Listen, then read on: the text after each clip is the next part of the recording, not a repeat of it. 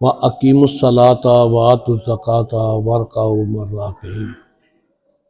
सदक़ल्लाहुल अज़ीम।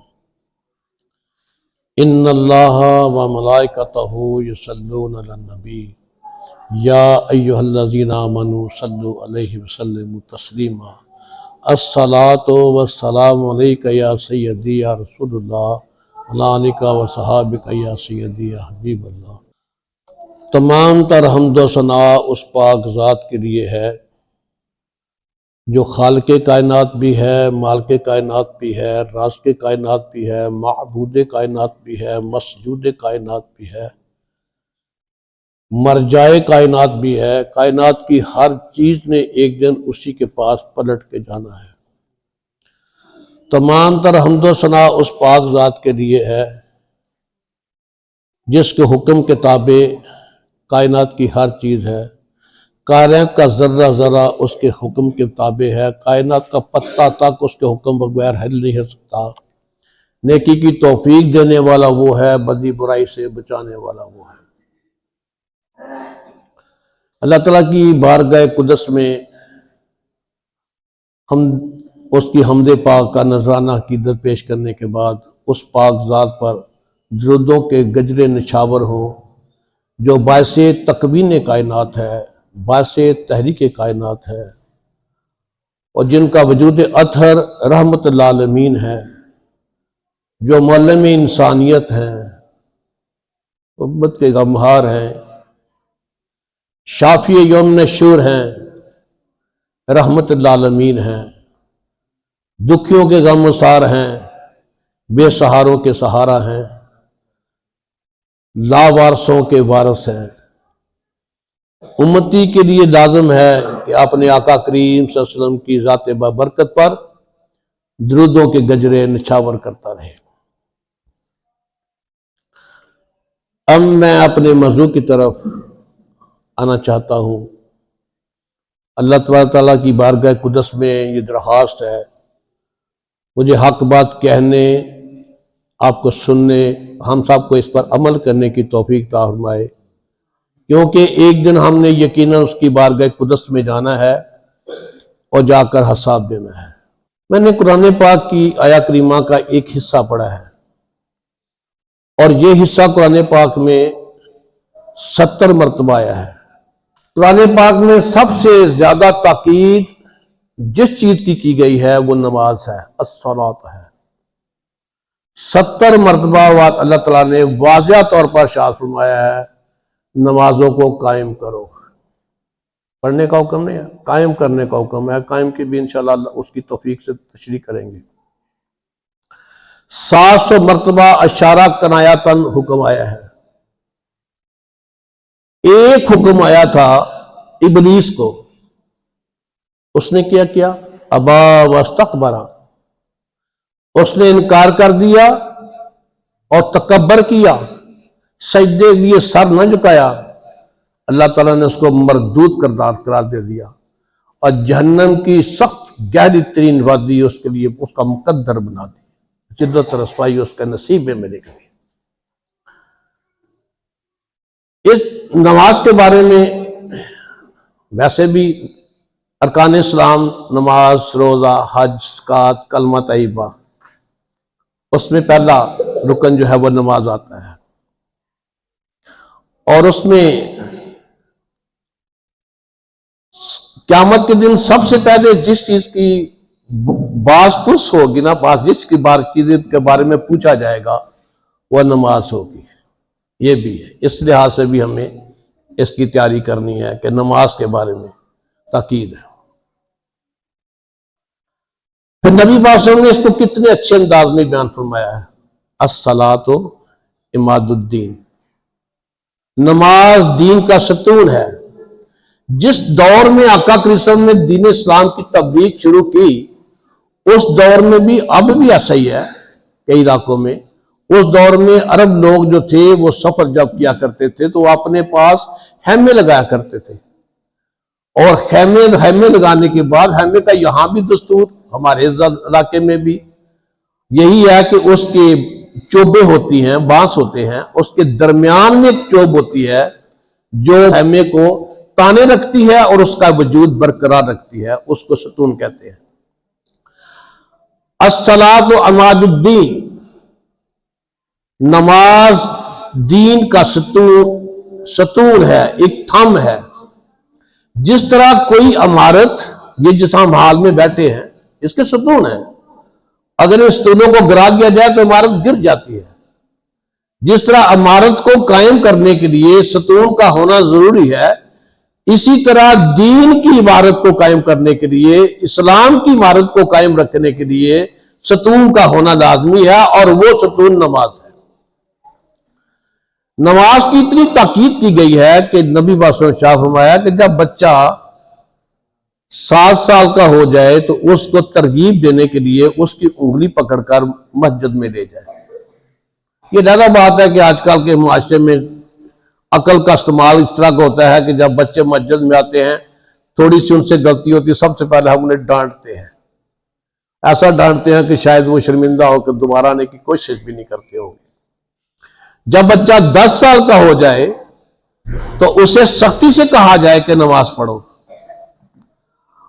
और जब फिर भी ना पढ़े तो फिर उसको सजा दो। ये हुक्म है रहमतुल आलमीन सल्लल्लाहु अलैहि वसल्लम की ज़बान अत्थर से है कि जब 10 साल का होकर नमाज नहीं पढ़ता तो उसे सजा दी जाए, और इसकी बासपुरस मां से होगी, बाप से होगी, बड़े भाई से होगी, अफरादी कुनबा जो बड़े हैं उन सब से होगी। क्योंकि मेरे नबी पाक ने शाह फरमाया कुल्लुकुम राइन व कुल्लुकुम मसूलन अन रइयतिही, तुम में से हर कोई निगहबान और गडरिया है, हर किसी से उससे बासपुरस की जाएगी।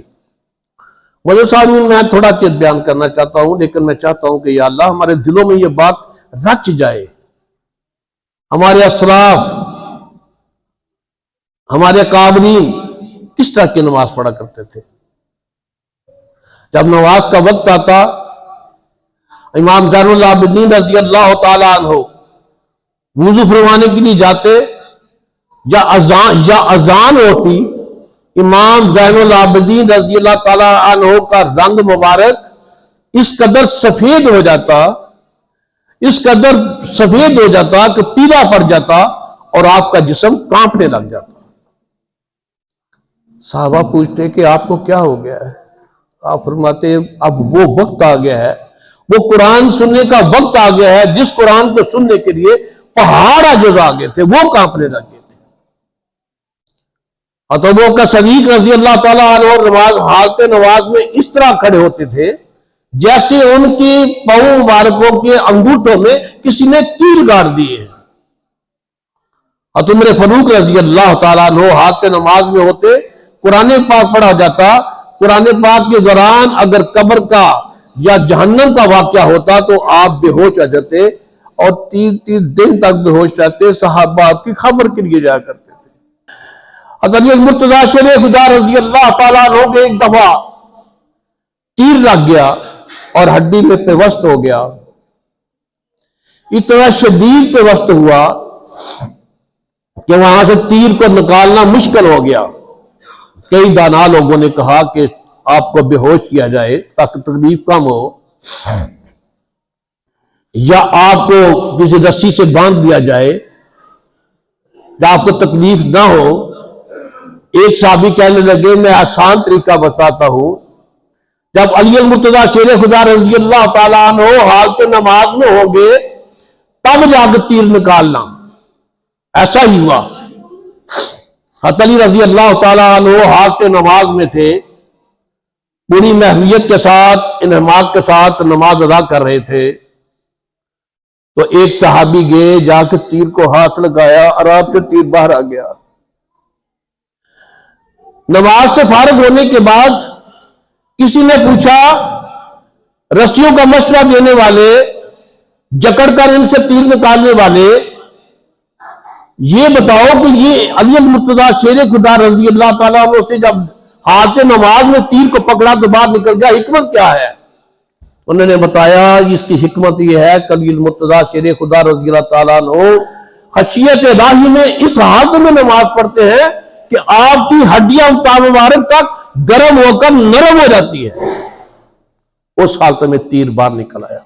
नबी पाक सल्लल्लाहु अलैहि वसल्लम की खिदमत अथर में एक साहबी आते हैं, अर्ज करते हैं या रसूल अल्लाह मैं कुर्बान जाऊं, घर में सब कुछ है, पैसे भी हैं, दौलत भी है, घर वाले भी मौजूद हैं, लेकिन घर में सुकून नहीं है, घर में बरकत नहीं है। मेरे आका करीम, मेरे प्यारे आका करीम सल्लल्लाहु अलैहि वसल्लम जो सरापा हिकमत वाले थे, आपने शाह फरमाया कि ऐसे करो कि अपने घर के बाहर वाले दरवाजे पर पर्दा लगा देना। पर्दा लगा दिया गया। कुछ दिनों के बाद फिर वो साहबी आए और मेरे आका से पूछा कि बता अब तेरे घर की हालत कैसी है। या सब मैं कुर्बान जाऊं, वही घर है जो पहले था, अब भी है, लेकिन सुकून पहले नहीं था, अब सुकून है। उस घर में वही बरकतें आ गई हैं, उस घर में सब बड़ा रहने का मजा आ गया, लेकिन समझ नहीं आती कि ये इसमें माजरा क्या है और इस घर के सुकून का, बरकत का तल्लुक उस पर्दे से क्या है जो आपने शाह फरमाया। मेरे आका किस्म ने शाह फरमाया तेरे घर के दरवाजे पर चुगाठ नहीं, चौखट नहीं थे, उसके पेतियां, उसके दरवाजे नहीं थे, वो उसके दरवाजे खुले रहते थे, वहां से बेनमाजों तक गुजरता था और उसकी जांग तेरे घर में पड़ती थी, इसलिए तेरे घर की रहमत भी उड़ गई, बरकतें भी उड़ गई, सुकून भी खत्म हो गया। मेरे आका से शाह फरमाया कि एक बेनमाज शख्स जो है उसकी नहूसत 70 बंदों तक फैलती है, 70 बंदों तक। ये बातें हमें ज़हन में रखनी है।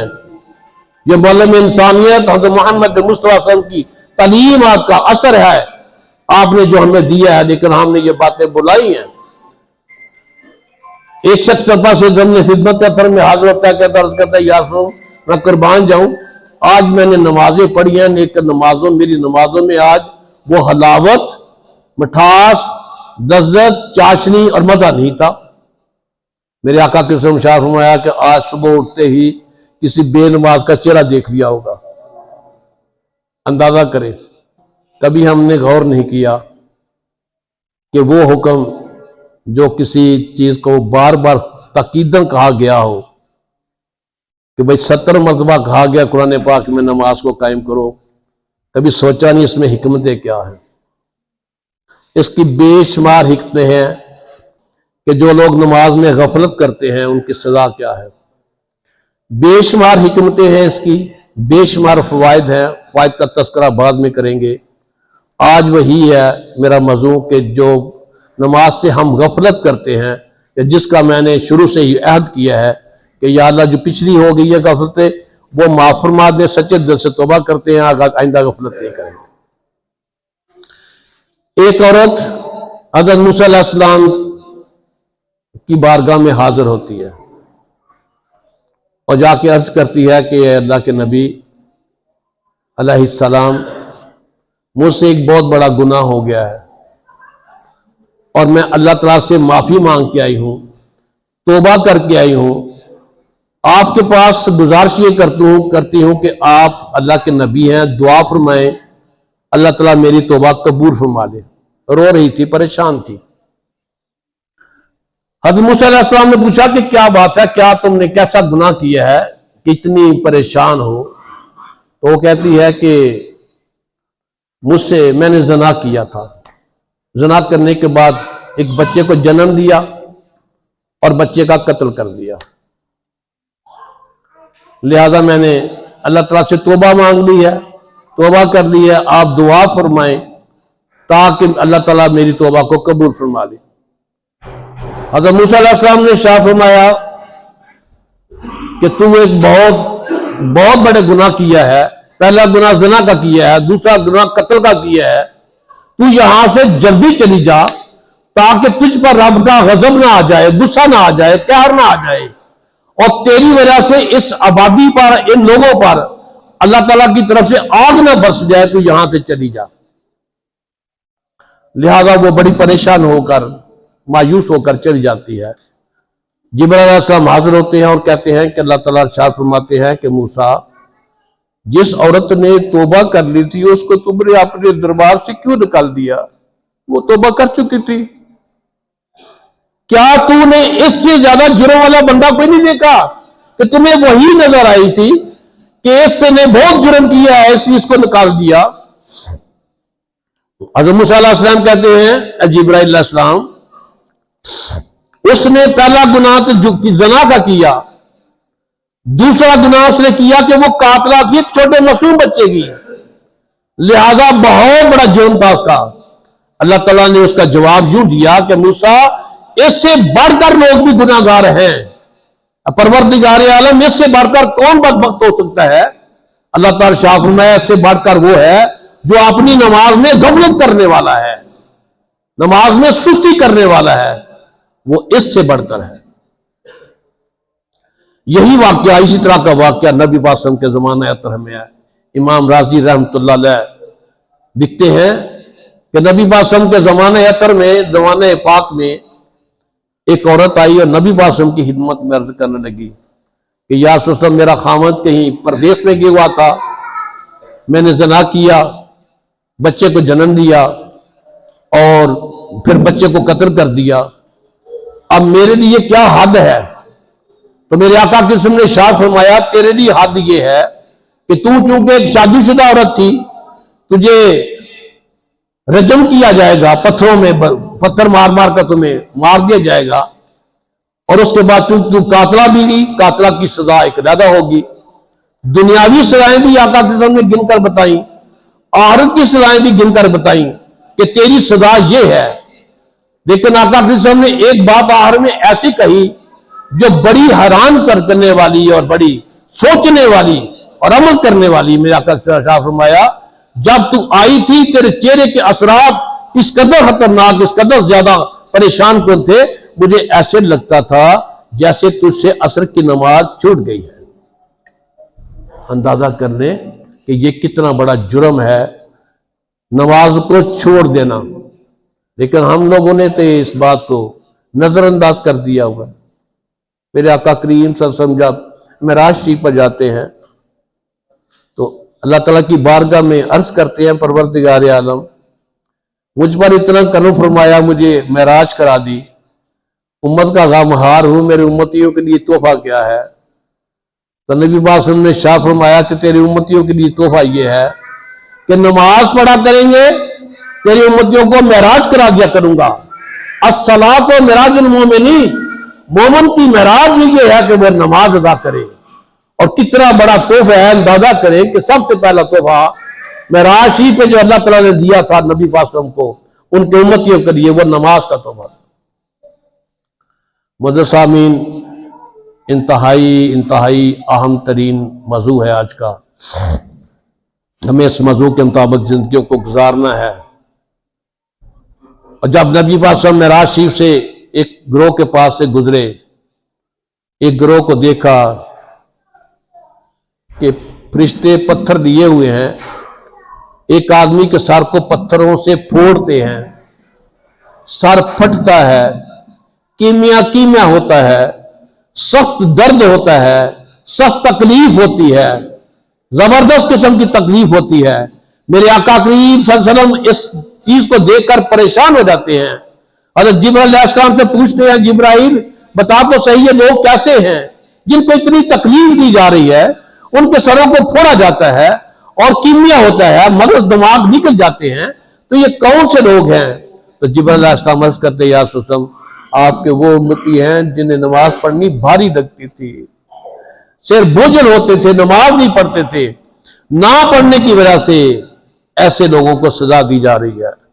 क़यामत के दिन ऐसे लोगों के गर्दनों में सरिये डाल दिए जाएंगे लोहे के, और फिर कहा जाएगा कि अब झुकाओ सर को। मुदसामीन, थोड़ी सी सोचने की बात है। मेरे नबी पाक जो इरशाद फरमाया है, और मैं इसका आपको थोड़ा सा पहले बताना चाहूंगा कि अगर कोई इलाका, कोई शहर हो या कोई गांव हो, उस इलाके के लोगों को एक जगह जमा किया जाए, जमा करने के बाद चंद पग्गों वाले बंदों को, चंद मुअज़्ज़ज़ आदमियों को, जो जमाने में उस जमाने के बड़े मुअज़्ज़ज़ गिने जाते थे, उन्हें कहा जाए कि बाहर निकल आओ, और बाहर निकल के अपने इस जो बाइज्जत लोग बैठे हैं इनके ग्रोह को छोड़ो, बाहर जो खड़े हैं, ये जो काफिर लोग खड़े हैं उनके साथ, स्वीपर खड़े हैं उनके साथ, ये इस किस्म के जो घटिया किस्म के लोग गंदे माशरे में गिने जाते हैं, जाकर उनके साथ खड़े हो जाओ। चंद लोगों को निकाल के उनके साथ खड़े कर देना, उनकी इज्जत है, ये बेइज्जती है, बहुत बेइज्जती है, बहुत जबरदस्त बेइज्जती होगी। सारे माशरे के सामने लोग बेइज्जती होगी। मेरे आका कृष्ण ने इरशाद फरमाया, क़यामत का जब दिन होगा सभी लोग मौजूद होंगे, उन लोगों में उन लोगों को निकाला जाएगा जो नमाजों में गफलत करने वाले थे, नमाजें ना पढ़ने वाले थे, नमाजें छोड़ दिया करते थे, उनको निकाला जाएगा और उन लोगों के सामने खड़ा किया जाएगा जो काफिर थे। फरौन था, हामान था, कारून था, कारून की सभों में उन लोगों को खड़ा किया जाएगा जो नमाजें ना पढ़ने वाले हों। नमाजें ना पढ़ना बात की बात है, मैं तो भी गफलत की मौजू की बात कर रहा हूं। जिस सूरह मरियम में अल्लाह ताला इरशाद फरमाते हैं कि जो बेनमाज लोग होंगे उन्हें एक वादी में फेंका जाएगा जिसे गय्युन वादी कहते हैं, गय्युन वादी कहते हैं। उन्हें उस वादी में फेंका जाएगा जो नमाजों में गफलत करने वाले हैं। और गय्युन वादी कौन सी वादी है, इसके बारे में तसव्वुर करें। मेरे आका कृष्ण में शाह फरमाया, गय्युन वादी वो वादी है जिससे जहन्नम की दूसरी वादियां पनाह मांगती हैं, इस कदर गर्म वादी है, उसके दूसरी वादियां डरती हैं, पनाह मांगती हैं। और मैंने यहां तक पढ़ा है कि गय्युन वादी जो है उस वादी का पानी इतना खौलता होगा कि जब जहन्नम का पानी किसी वजह से थोड़ा सा सर्द पड़ जाएगा तो गय्युन वादी का पानी जो है वो चंद बाल्टियां, चंद डोल पानी जो डेल कर उस जहन्नम की वादी में फेंका जाएगा तो जहन्नम का पानी उबलना लग जाएगा। ये उन लोगों के लिए है जो नमाज में गफलत करते हैं। नमाज हर सूरत में हमें वक्त पे अदा करनी है और यही अल्लाह का हुक्म है। मैं तो यही आखिर में अर्ज करूंगा कि नमाज पंजगाना का आदी बनाए, पंजगाना नमाज का आदी बनाए। और ये बात ज़हन में रखिए और बिल्कुल तवज्जो में रखिए। बाज़ लोग कहेंगे कि वो क़यामत के दिन कुछ लोग ऐसे होंगे जो नमाजों की वजह से या नेक अमाल की वजह से जन्नत में जाने का हुक्म होगा। जब बाप जन्नत में जाने लगेगा तो बेटा कहेगा आप तो नमाजें पढ़ के आप जन्नत में जा रहे हो, लेकिन जब नमाज का वक्त आता था हमें तो कभी तो आपने तरगीब नहीं दी थी, हमें काम पे लगाया हुआ था, हम काम करने लग जाते थे, लिहाजा तेरे इस तरगीब ना देने पर हमें जहन्नम हो गई है, हम अकेला जहन्नम में नहीं जाएंगे, तुम्हें लेके जाएंगे। हावद के जो बीवी होगी वो कहेगी, अगर बीवी है तो उसका हावद उसे कहेगा कि भाई नमाज का वक्त होता था, खुद तो तुम नमाज पढ़ने लग जाती थी या नमाज पढ़ने लग जाता था, हमें काम पे लगा दिया करते थे, लिहाजा तू जन्नत में जा रहा है और हमें काम पे लगाने की वजह से हम गाफिल हो गए नमाजों से और हमें जहन्नम में जाना पड़ गया। लिहाजा परवरदिगार आलम इस बंदे को भी हमारे साथ जहन्नम में भेज। इसने हमें तरगीब नहीं दी है नमाजें पढ़ें, क्योंकि ये नबी वासम ने हमें दर्स दिया है कि बच्चा 7 साल का हो जाए उसे तरगीब दी जाए। और ये दर्स दिया है उस्ताद के जिम्मे है शागिर्दों को नमाज पढ़ाए, माई बाप के जिम्मे है औलाद को नमाज पढ़ाए, क्योंकि माई बाप से पूछा जाएगा, हर सूरत में पूछा जाएगा। लिहाजा नमाज में गफलत इंतहाई यानी बदकिस्मती की इंतहा है, बहुत ज़बरदस्त बदकिस्मती की इंतहा है। ये भी ज़हन में रख ले कि कब्र में जब 3 सवाल होने हैं, मन रब्बु का, मा दीनों का, मा कुंता तकुलु हक़ के हाज़ रजल, मन रब्बु का, अल्लाह से मोहब्बत करने वाला होगा तो कहेगा ना अल्लाह रब्बी। मा दीनों का, दीन से चलने वाला होगा तो फिर कहेगा ना अल इस्लाम दीन ही। तो जब दीन पे चलना है उसने, तो दीन में चलने में सबसे पहले तो नमाज ही आनी है। तो लिहाजा माशर में सबसे पहला सवाल जो होगा वह नमाज के बारे में होगा। हमें नमाज की पाबंदी करनी चाहिए।